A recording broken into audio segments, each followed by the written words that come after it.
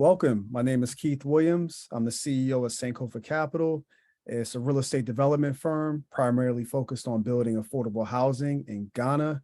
I am privileged to have Ameet Dhillon, who's the managing director of USAHF Housing Finance. How are you? Hey, good to see you, Keith. Just to introduce myself, my name's Ameet Dhillon. As you said, I'm the managing director of USAHF Housing Finance. And I think the name pretty much describes what the company does. So it's a U.S. company that does financing of housing in Africa. So hence the name USAHF Housing Finance. And good to be with you here today, Keith, and look forward to talking a little bit about USAHF. Yeah, it's great. I'm happy to be here. One of the main things I've always discussed with you is that in order to solve the housing deficit in West Africa, there needs to be a committed effort to solve the financing deficit, right? There's not a lot of financing when it comes to builds in West Africa. There's a lot of incremental building.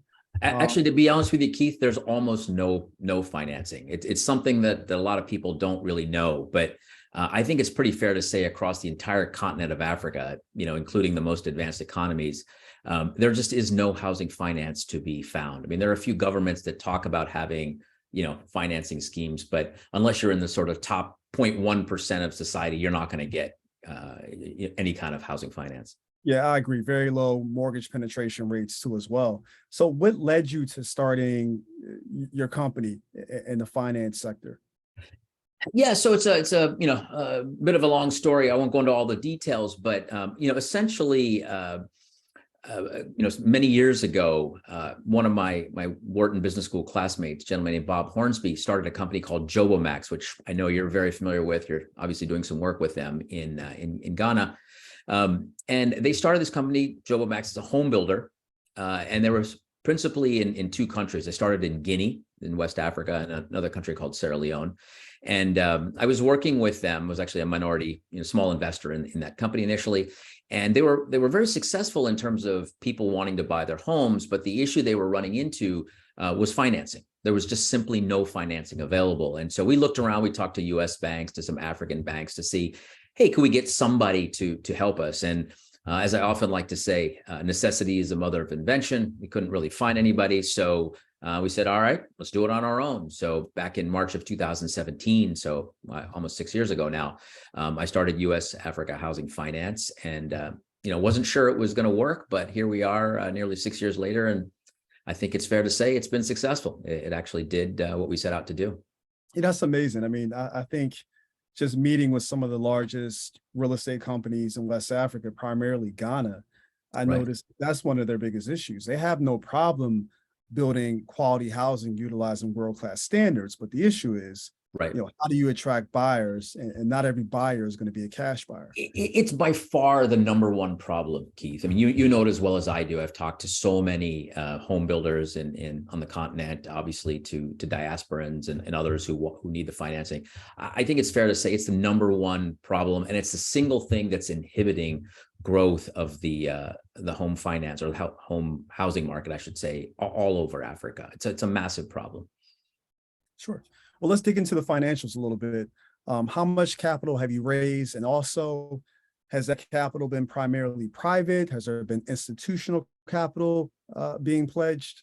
Right. So to date, I've raised over $2.5 million in capital. So that's deployed out there financing homes as we speak, principally in the countries that I mentioned, Guinea and Sierra Leone, and soon to be Ghana. And it's all private capital. So I don't have any institutional investors. It's all private individuals. I have a little over maybe 30 plus investors. And so, all told, they have contributed over $2.5 million. And what is the average or the typical investor profile of your investors? What's the minimum investment amount?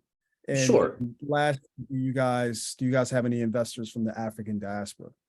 Sure. So the minimum investment's $10,000. And I'd say, across the 30 plus investors that I have right now, the average, I haven't actually done the math, but it's probably between 50 and 75,000.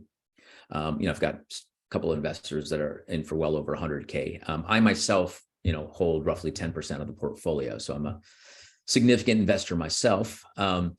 And the profile is more or less what you would expect. So the vast majority are Americans. I've got a couple of folks in Europe, and they're, I'm not sure how to characterize it, but let's call them, high net worth individuals, or certainly individuals. Qualified investors. Certainly, they all accredited investors. They have to be. I can't take in anybody that's not an accredited investor.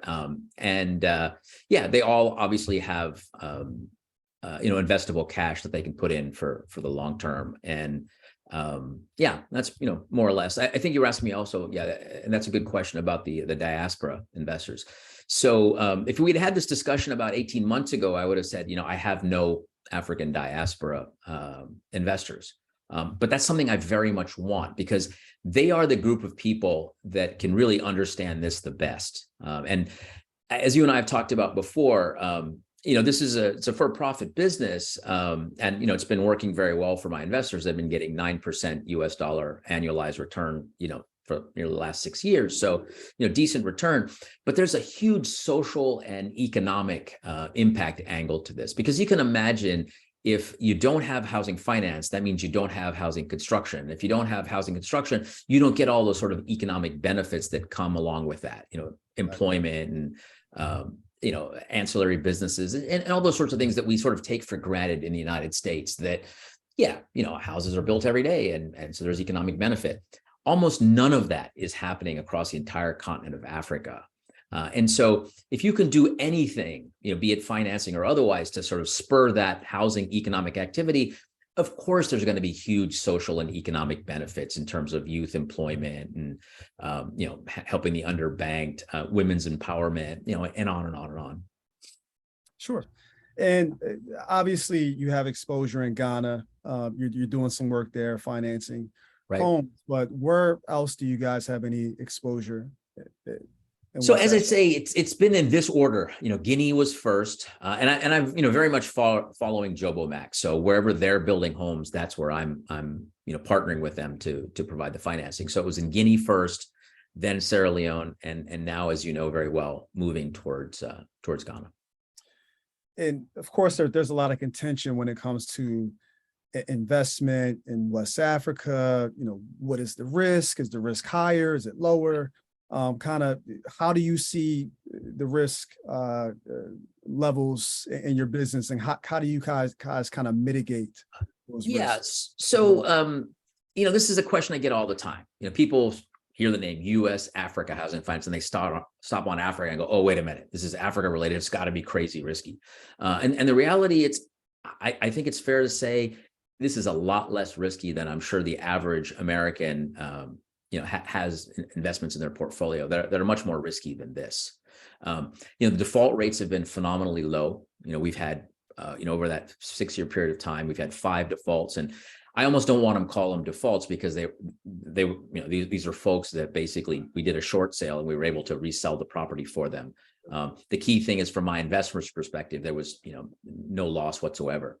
Thus far, no investors lost even a dime as a result of defaults or otherwise. That's amazing. It's quite obvious you take cash as a company for investment. What other types of vehicles do you guys utilize to take investment from your prospective investors?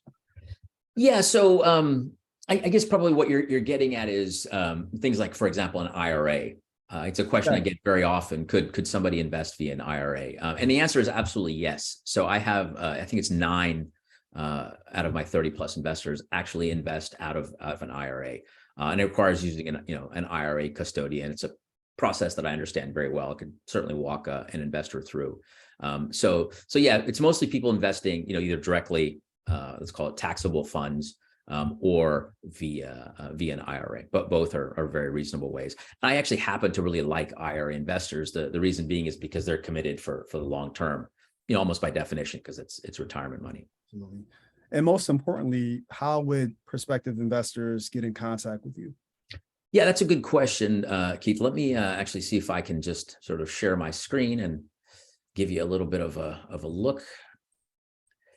So here's the, all my information. So my name, Ameet Dhillon, Managing Director of USAHF. You can see that there's an email address here, which you could certainly email me at. There's my cell number, as well as, of course, the website for the business. I'd encourage people to go there. I've got a pretty comprehensive brochure that talks through various aspects of the investment and really also some of the social and economic impact benefits, which I think are extremely important. I mean, there are many places that someone can invest their money and make a fair return.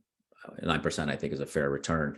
Yes. But there are very few places where you can get that fair return and at the same time know that you're making a very tangible social and economic, providing tangible social and economic benefit to the continent of Africa.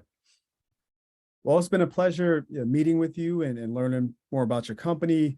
I'm sure you'll have many investors reaching out to you based upon your historical performance, based upon the social impact that the company has, and just the fact that in order to advance, West African countries, we need to provide affordable financing to put a dent in the housing deficit.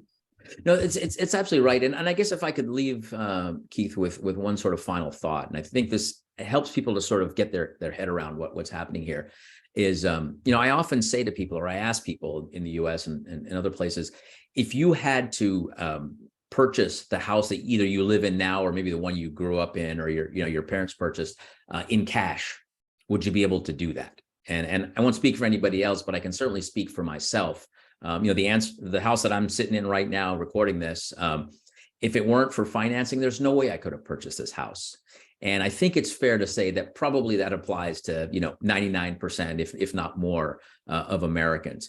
But that's exactly the situation that every African is under, no matter which country they're in. If they want to buy a quality house or any kind of a house, they've got to figure out a way to pay in cash. Absolutely.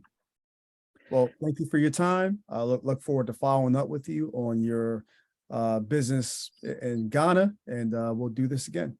Absolutely, Keith. Always great to chat with you. Take care. Talk soon.